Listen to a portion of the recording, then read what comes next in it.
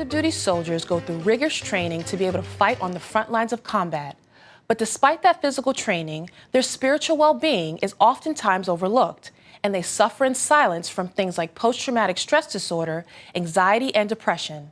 So one nonprofit is helping soldiers by getting them involved in extreme sports in order to share the gospel and the message that true freedom and healing can be found in Christ. This is Soul Survivor Outdoor.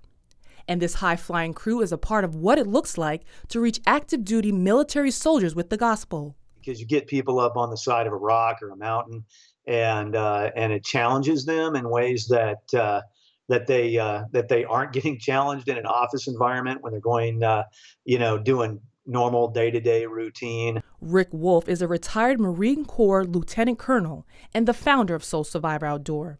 He started the program after finding deployed combat soldiers returning home battling serious problems like PTSD, substance abuse, and suicide. Whether we're talking about the veteran population or the active duty population, we know that statistically that the suicide rates are not coming down, that depression, anxiety, these things are pretty significant in the society in general, and the military is a cut of the cloth.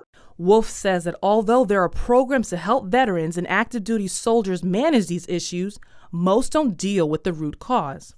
And as Christians, we know that the real answer is Jesus Christ. So Wolf takes them off base and into the air or on top of a mountain to deal with real issues and lead them to Christ.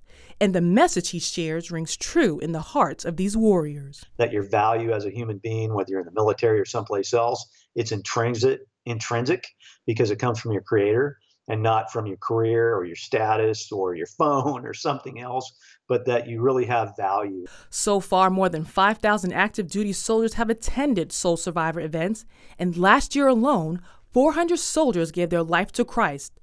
Wolf says the church is missing an opportunity to evangelize soldiers. I went mentally and physically prepared to Afghanistan, but I don't believe I was spiritually prepared.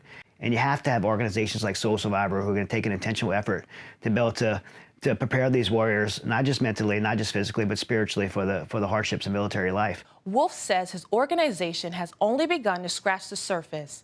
And with 165,000 active duty soldiers deployed in more than 150 countries around the world, there's an opportunity to share the gospel globally.